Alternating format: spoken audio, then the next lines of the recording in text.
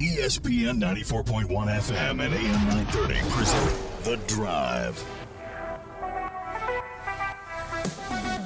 Welcome into the Monday, August 1st edition. Your drive begins now on ESPN 94.1 and AM 930. I'm your host, Paul Swann. We're here till 6 o'clock. We'll get your phone calls in. Of course, we'll get your phone calls in. 877-420-TALK, 877-420-8255 with our text line open as well. That is 304-396-TALK, 304-396-8255. Coming up today on the program, we'll speak with Spring Valley head football coach Brad DIngess as we get closer to the start of the high school football season. Everybody's practicing. You can smell it in the air. Football season's here. Everybody's getting set for football. We are weeks away from talking nonstop football. What's stopping us now? We can do that every single day if we want to. So we'll start with high school football, and that is coming up later on with Brad. And until then, that means the phone lines are open for you. The text line's open for you, and you can find me on Twitter at Paul Swann. So how was everyone's weekend? We're getting set for football season, but don't forget, summer, I think summer really ends, and we get into pre-fall with the end of SummerSlam, WWE pay-per-view. If you have Peacock, it's free. You got to be like an Xfinity customer, so I'm paying nothing for WrestleMania and SummerSlam, and the thing that went viral, and I saw it, and I was like, this is the craziest thing I've ever seen, was the last man standing match between Brock Lesnar and Roman Reigns. Brock drove a front loader to the ring, and of course, you know what happens. If you bring a front loader to the ring, it's going to be used in some sort of way during the match. So at one point, Roman Reigns was put in the front loader, the bucket in the front loader, and then dumped into the ring. And then at one point, the ring was actually, with Roman Reigns in the ring, the front loader, Brock lifted the ring up and tossed Roman out of the ring. It was the most bizarre thing. And of course, you had run-ins, interference. There was no disqualification. So, Brock's by himself here. The Usos, the tag team champs, come out and interfere.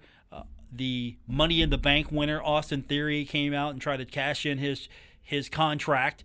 He got a suitcase in the face for his efforts, but this is the most bizarre thing I've ever seen with that, and it was glorious. So that was a great way to enjoy the weekend.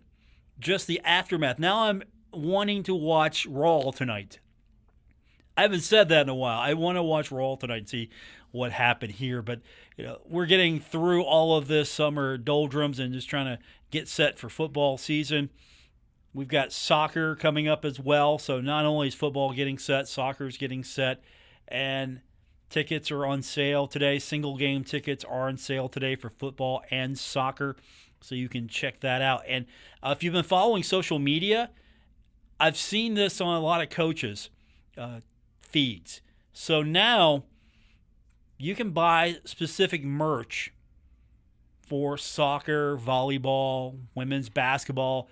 It's basically themed to that sport, and everything's getting rebranded. Champions Club, or Champions Fund. So now you have like the women's basketball Champions Fund. You have the track and field Champions Fund, volleyball Champions Fund. So there's a lot of opportunity for you to buy some merch, and that'll go into that specific sport for a lot of those sports. So if you need a volleyball shirt, if you follow Ari on social media, you can get that link. Or if you follow Tony Kemper, you can get that link as well. I like the rebranding. I'll say that. I like the consistency. I like the rebranding. Because you had Tip-Off Club and all kinds of different names for everything. I think if you make your messaging consistent, that's going to be a lot better. So with that said, we still haven't forgot about what's happening with football. So the good news is that more watch list fun today. So Abraham Beauplan named to the 2022 Bednarik Award. It's presented annually to the most outstanding defensive player in college football. And with that said, also more Twitter activity today. I won't go over all of it because there are a lot of names here, but more commitments for the class of 23. I mean, you're seeing a lot of 23 commitments now. You're seeing maybe soon you'll start seeing some 24s. I'm not sure when you're really going to start seeing that, but you're seeing a lot of 2023 activity. And this is, of course, a great time to kind of get into the feel of, all right, who's really going to be serious and locked into all of this. And, of course, the good news is you're seeing a lot of kids out of high school, so that's good.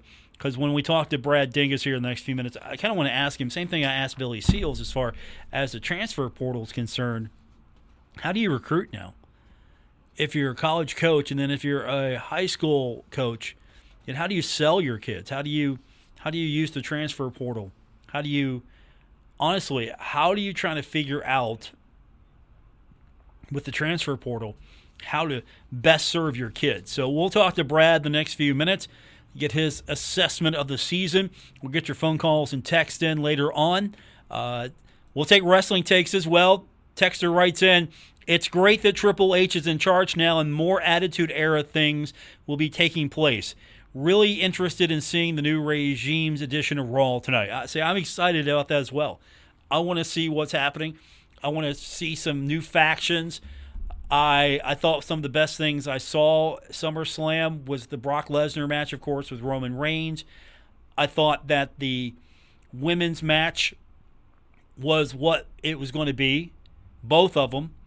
And we have the return of Bayley. Bayley is back now. She's back and she's got a faction behind her. So standing around with just entrance music playing for 5 minutes was probably some of the most exciting things that happened in SummerSlam. But I'm excited. With Triple H in charge, I'm now back into, I might be more of a WWE guy again. I was leaning AEW for a while, I'm not going to lie to you, but things are kind of, it's losing steam for me. I'm more excited about Triple H taking over, in charge of creative for WWE. Spoiler alert, this stuff is fake. Spoiler alert.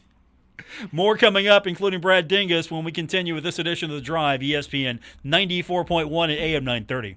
Do you like the show and you want to make your own? Well, let me tell you about Anchor. It's free. They're creation tools that allow you to record and edit your podcast right from your phone or computer. And now you can even add any song from Spotify directly to your episodes. The possibilities are endless for what you can create. Now, Anchor is going to distribute your podcast for you so it can be heard on Spotify, Apple Podcasts, and many more. And you can make money from your podcast. No minimum listenership needed. It's everything you need to make a podcast in one place. Download the free Anchor app or go to anchor.fm to get started.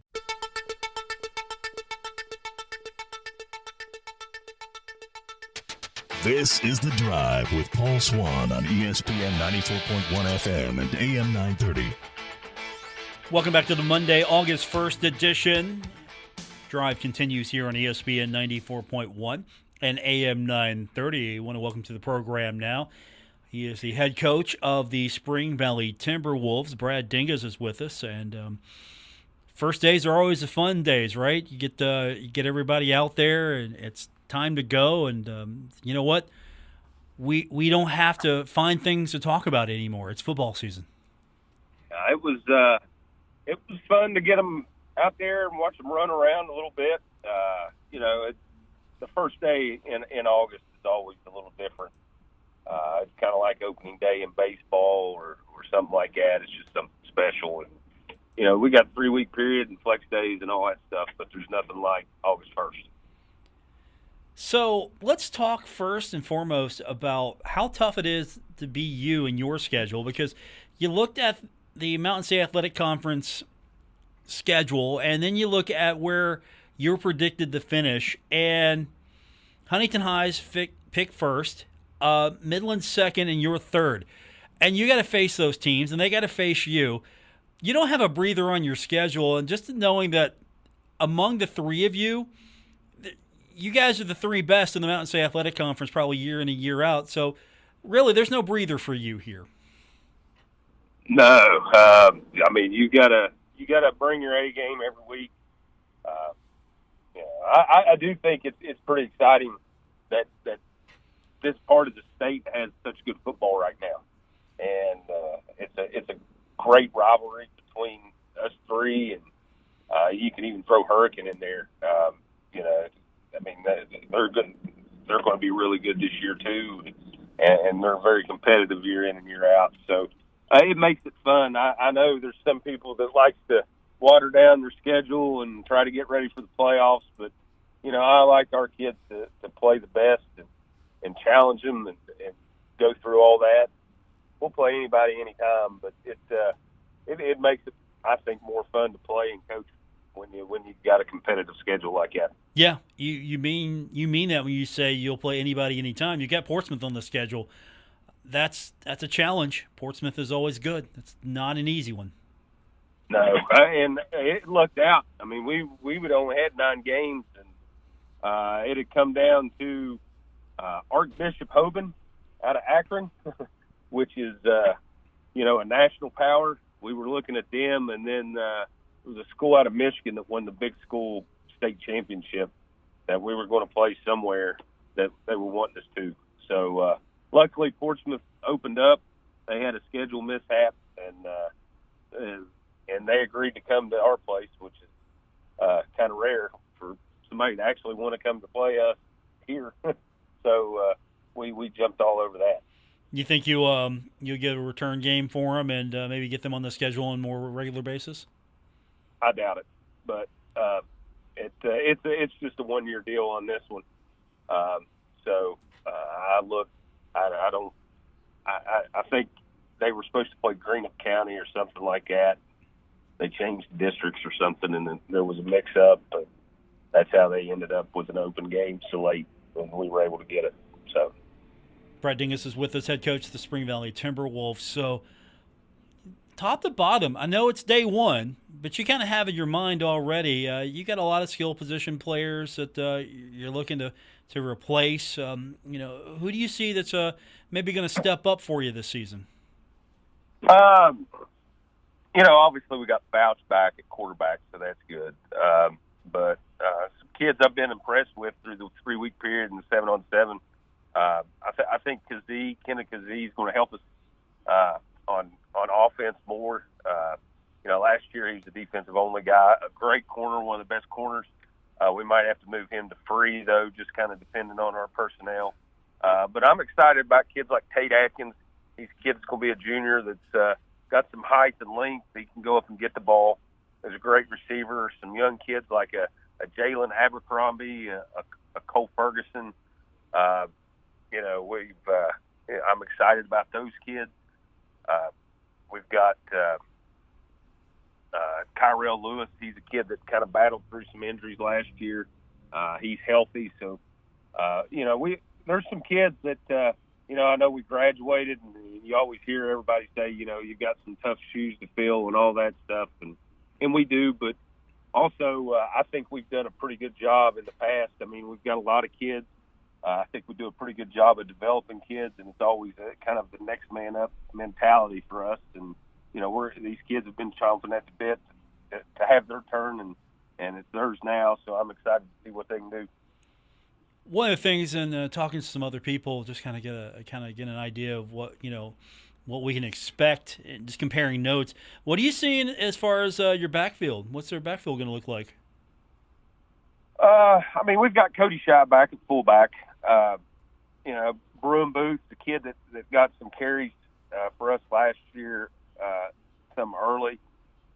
I think he's probably the front runner at tailback right now. But we've got a Logan Perry who was a kid that started in our program and had moved to Florida, and come back this year, and he's a skilled kid that's played in the backfield at the school we played at down there. So we're excited to see what he can do. But we've got a bunch of kids, a bunch of fullback, tight end, linebacker mold type kids that are 5'11", 6'1", 200 pounds. That we feel like that can do a lot of things. But Bruin's going to be a senior.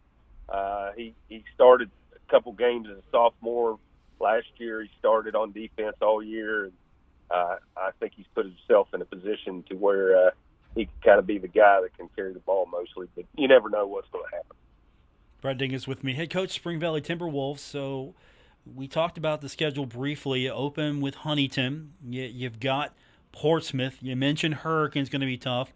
Then you got Riverside. Yeah, you're on the road. You're at home a lot, but then you got to go on the road for a good while. How do you feel about the schedule the way it's stacked? I know for you, again, it's anytime, anywhere for anybody, but you're going to have you're going to be on the road a little bit here, it seems.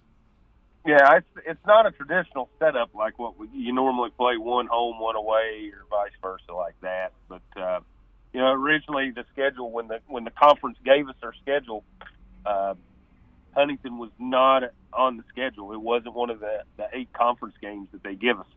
So we picked up Huntington. That's why that game's week 1. But Midland was week 2 for us. And that was really not a great situation, I didn't think, for to start out with both those two. And it's not about the quality of opponent. I just don't like playing 2 rivals back to back to start out the season. So us and Midland had the same open date later on in the year, so we were able to move that around, and that's how we picked up Portsmouth with that one. But it's tough. It's tough to go on the road in some of these places, and we're having to make a return trip to Parkersburg, even though we were there last year. So it makes things a little difficult. Yeah, it always feels like Parkersburg's always playing host to everybody.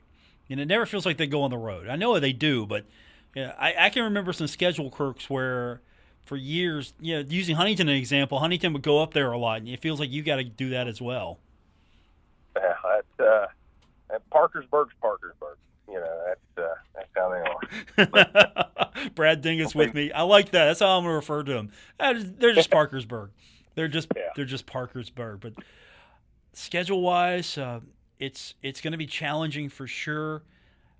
You feel like this is a team that can make that run once again, because as we talked about, the best football in this part of the state seems to be played right now in this particular corner of the state, and hopefully somebody gets to the championship game and knocks off the champs eventually.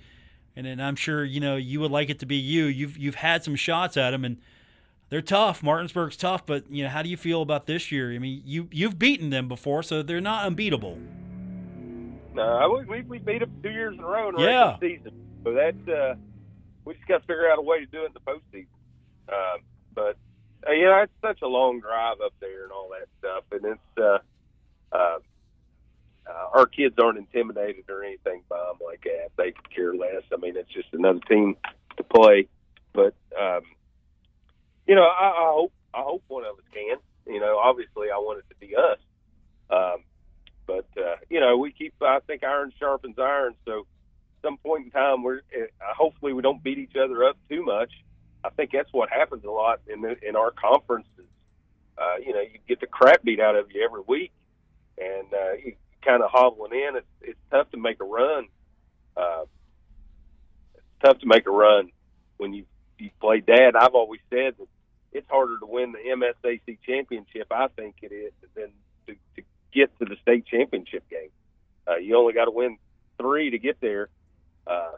You got to have your A game 10 weeks in a row to win the conference championship. So, but no, I think if we can stay healthy, we don't have those big names that those big Division I guys that we've had in the past. But I think we've got a really good quality ball club and a lot of blue collar workman-like type kids that can show up and just like to play. old school ball. I'm glad you said that. You talked about recruiting because I was going to ask you, and I think this is a good time to get into that. More and more now, we see colleges go into the transfer portal. We see sometimes holding back scholarships so you can go see who's in the transfer portal. How has that hurt high school recruiting in your mind? It's hurt it a bunch.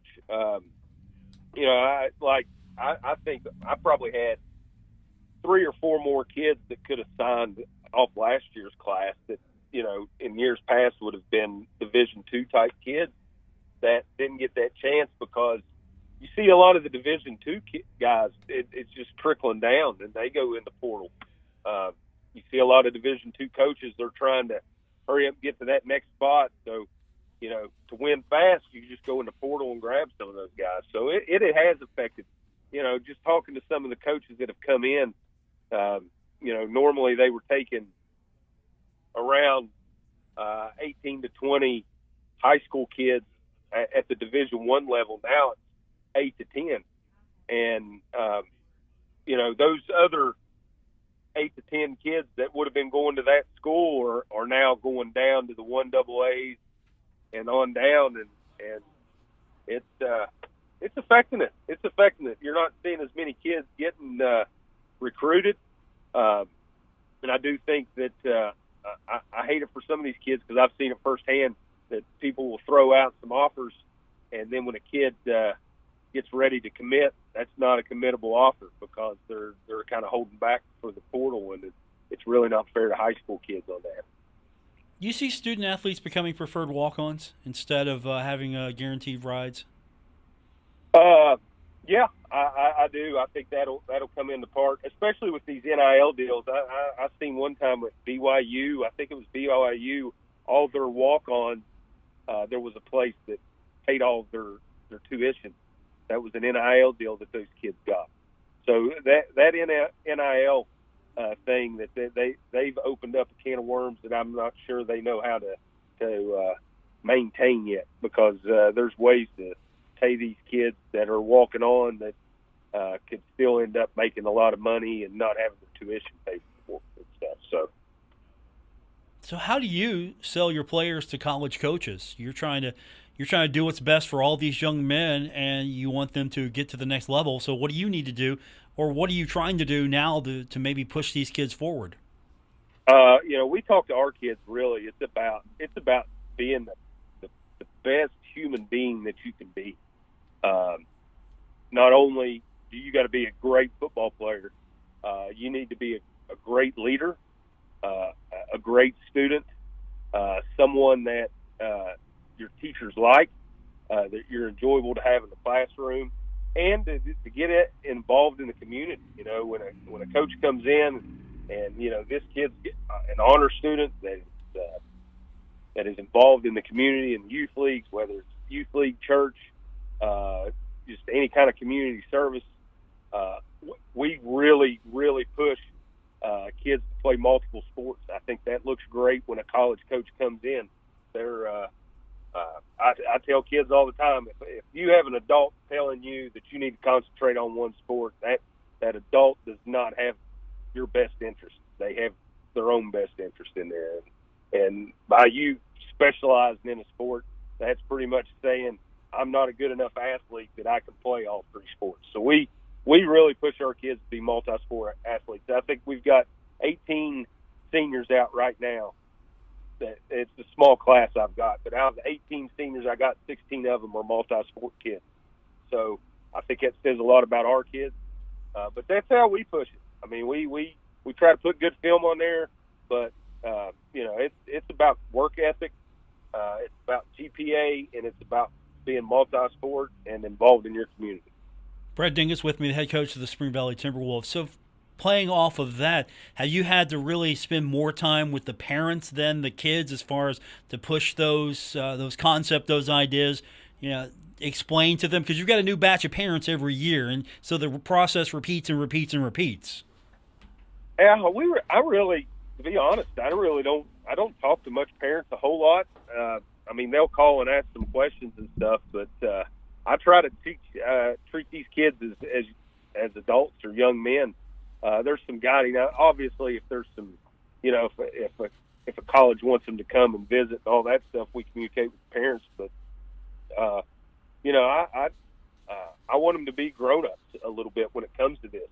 That's one thing that when a college coach comes in or you go on a college visit, you want that kid to be very strong, very confident in what they're doing, and not constantly looking at either the coach or the parent to answer the question right or all that.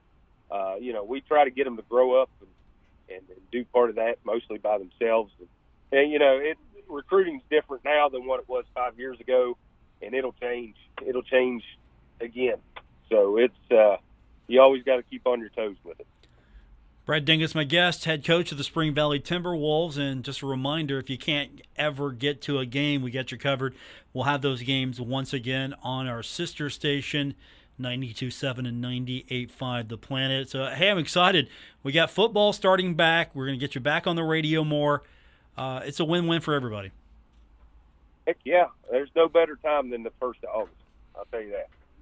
Good talking to you again. I will do it again soon. We'll get you back here sooner than later, and looking forward to the season, Coach. All righty. I appreciate it. Anytime. Go Wolves. There you have it. Head coach of the Spring Valley Timberwolves, Brad DIngess. We'll get your phone calls and text in. The phone line is 877-420-TALK, 877-420-8255. The text line, 304-396-TALK, 304-396-8255. I'm your host, Paul Swann. This is The Drive on ESPN 94.1 and AM 930.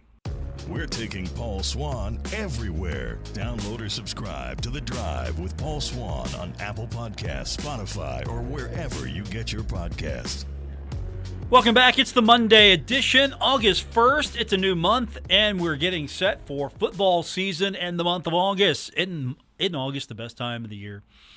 August, the best month there is. It's also the month I was born in. So it's the best month of the year. I'm not going to lie. I'm fond of August, and that means we get to talk more football as well. By the way, next week, Christian Palmer stepping into the chair next week once again. So next week I will be away from the radio next week, but we've got Christian stepping in. He'll guide you through the week, and usually when I take time off, that means things happen. Good luck. Good luck. Don't forget, we've got the text line open for you now. It is 304-396-TALK, 304-396-8255. The phone line always is 877-420-TALK, 877-420-8255. So everybody's all set, right? Everybody's all set.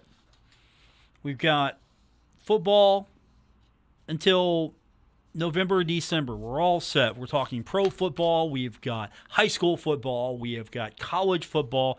And hey, what a way to start off the day, start off the month, as Cleveland Browns quarterback Deshaun Watson serving a 6-game suspension without pay, but will not be fined for violating the league's personal conduct policy, which follows accusations of sexual misconduct.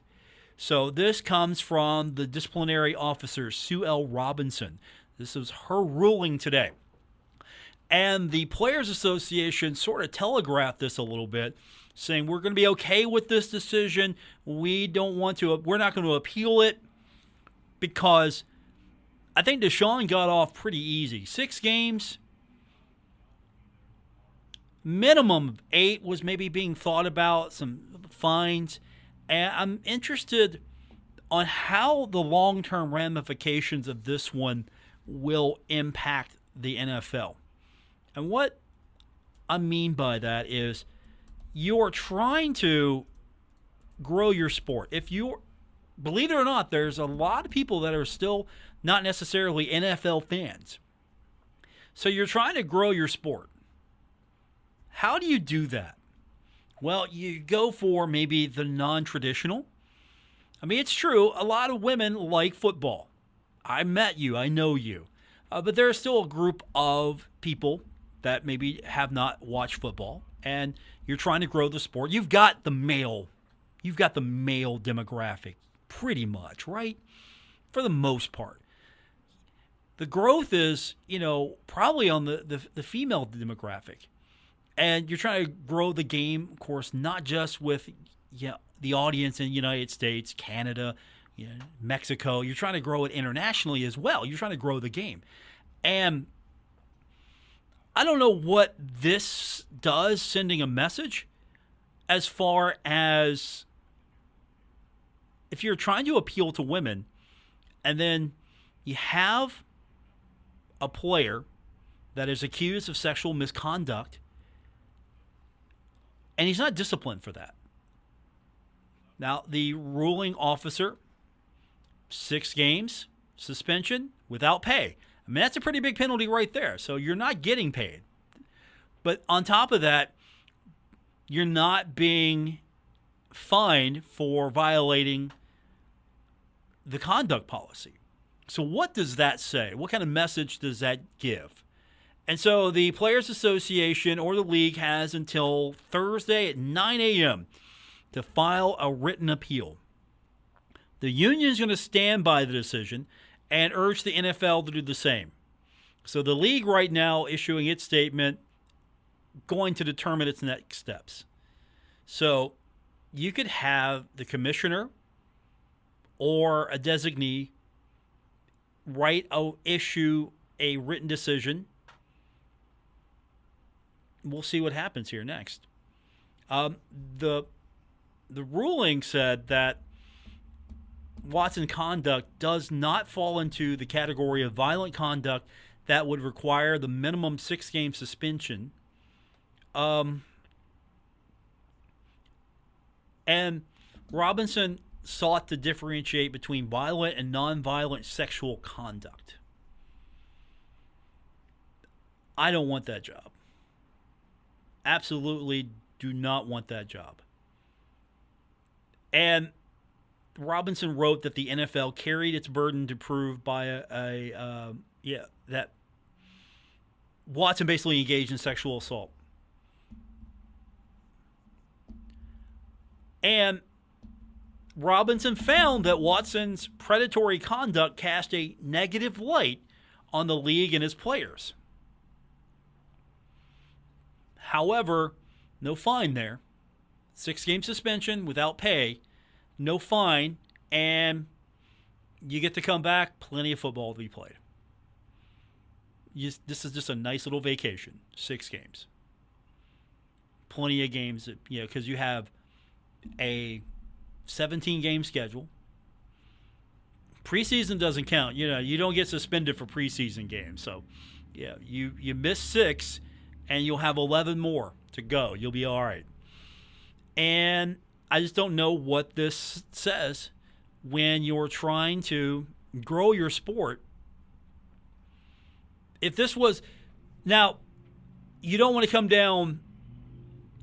If the evidence is there, you want to rule and be just about it. That's what we're looking for. You want to be rule and just. Is the suspension enough? Is the loss of pay enough? I think the fine might have been warranted. So we'll see what happens. This is going to definitely go till Thursday. We'll see what the league does, if the league feels like it needs to appeal or if it stands by the decision. Honestly, I don't know if the league can do any more. What else can the league do other than the appeal? You feel like the league made its case? I think in the eyes of many it did. More coming up with your phone calls and text, 304-396-TALK, 304-396-8255. This is The Drive, ESPN 94.1 and AM 930.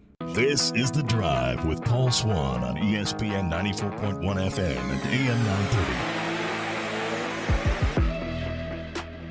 Final segment of today's edition of The Drive for Monday, August 1st.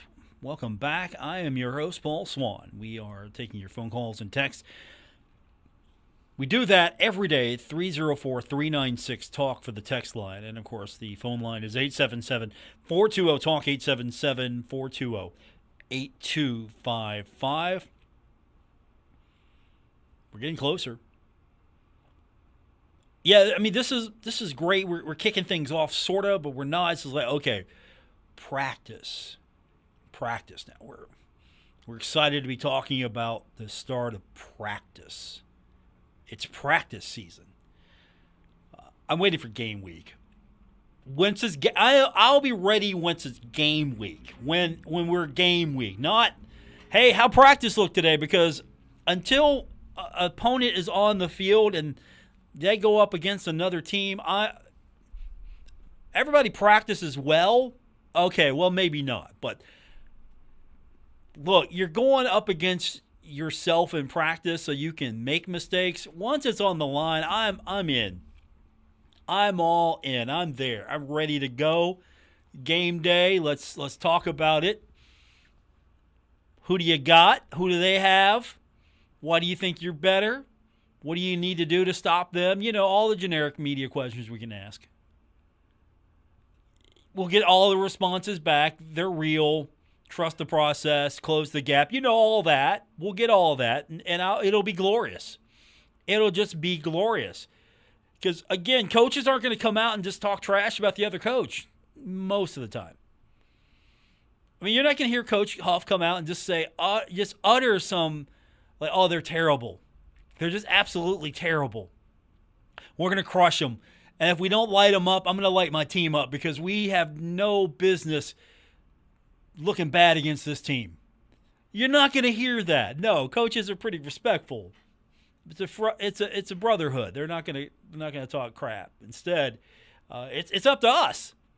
It's up to us. And then of course, I've got to be a little bit more tempered here and go, look, sure, you might want me to say that Marshall's just going to roll Norfolk State, and that might be the truth.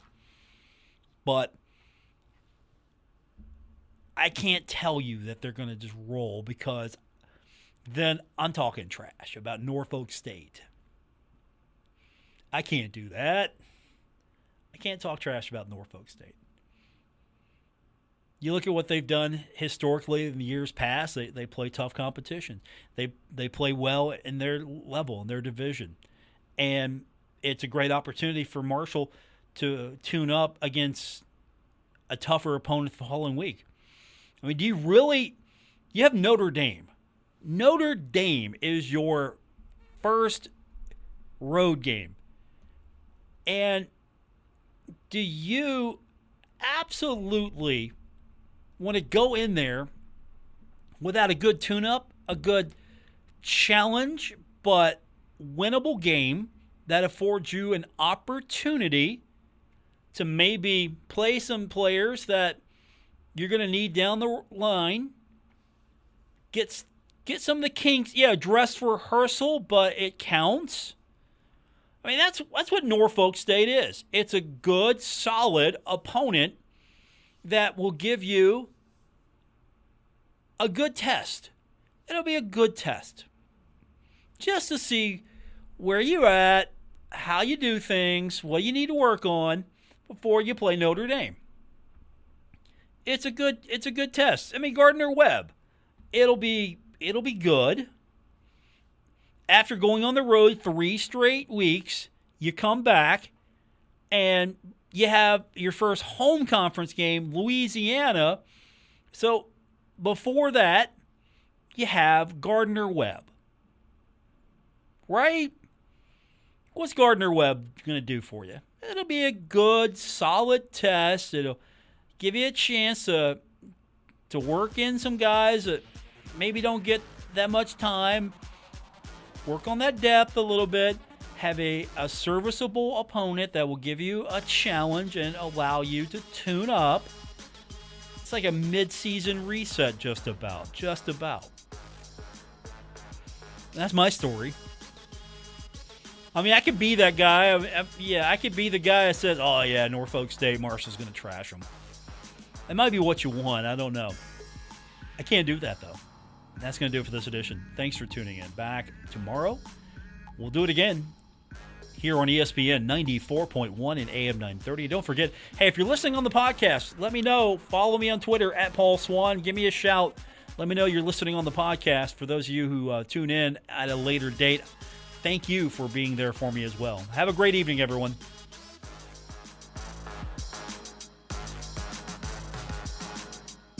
WRBC Huntington, W227BS Huntington, your flagship home of the Marshall Thundering Herd and The Drive with Paul Swann, ESPN 94.1 FM and AM 930.